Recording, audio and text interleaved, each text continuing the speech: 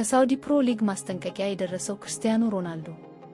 በክርስቲያኖ ሮናልዶ እና በሳውዲ ፕሮ ሊግ መካከል የተፈጠረው ነገር የከረረ ይመስላል። የ5 ጊዜ የባሎን ዶር አሸናፊው ክርስቲያኖ ሮናልዶ የሳውዲ አረቢያ ፐብሊክ ኢንቨስትመንት ፈንድ ለአል ናስር የሚሰጠው ትኩረት ዝቅተኛ ነው በሚል በተቋሙ ላይ ትችት ሰንዝሯል። የቀድሞ የማንቸስተር ዩናይትድ ኮከብ ይህንን ያለው ደግሞ የአል ናስር ቀጥተኛ የዋንጫ ተፎካካሪ የሆነው አል ሂላል ካሪም ቤንዜማን ከአል ኢትሃድ ማስፈረሙን ይፋ ካደረገ በኋላ ነው።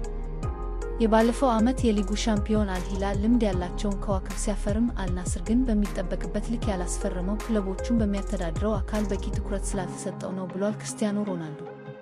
በተፈጠረው ነገር ምክንያት ራሱን ከቡድኑ አግልሎ የነበረው ሮናልዶ ባሳለፍነው ረቡዕ ወደ ልምድ ቢመለስም ዛሬ አል ናስር ከአል ኢትሃድ በሚያደርገው ጨዋታ የመሰለፉ ነገር ግን አልተረጋገጠም። የሳውዲ ፕሮ ሊግ ባወጣው መግለጫ የትኛውም ተጫዋች ምንም ያህል ተጽዕኖ ፈጣሪ ቢሆንም ከሕግና ከአሰራር ውጭ መሆን አይችልም ሲል አስጠንቅቋል። አንድ የሳውዲ ፕሮ ሊግ ቃል አቀባይ በሰጡት መግለጫ ከሊጉ የተዋቀረው በመርህ ነው፣ እያንዳንዱ ክለብ በተመሳሳይ ደንብ ራሱን ችሎ ይንቀሳቀሳል፣ የተጫዋቾች ቅጥር እና ሌሎች ጉዳዮች የራሳቸው የክለቦቹ ቦርድና አመራሮች ውሳኔ ነው ብለዋል።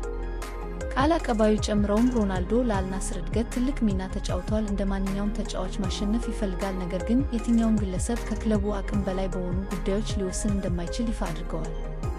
በሳውዲ ፕሮ ሊግ ለአል ናስር በተሰለፈባቸው 95 ጨዋታዎች 91 ግቦችን ያስቆጠረው ፖርቹጋላዊ በቅርቡ ከአል ናስር ጋር ለተጨማሪ 2 ዓመት የሚያቆየውን ውል ቢፈርምም ቆይታው ግን ጥያቄ የተነሳበት ይገኛል። 20ኛ ሳምንቱ ላይ በሚገኘው የሳውዲ ፕሮ ሊግ አንድም ጨዋታ ያልተሸነፈው አል ሂላል ሊጉን በ50 ነጥብ ሲመራ፣ አንድ ተስተካካይ ጨዋታ የሚቀረው አል ናስር በ46 ነጥብ 3ኛ ደረጃ ላይ ተቀምጧል።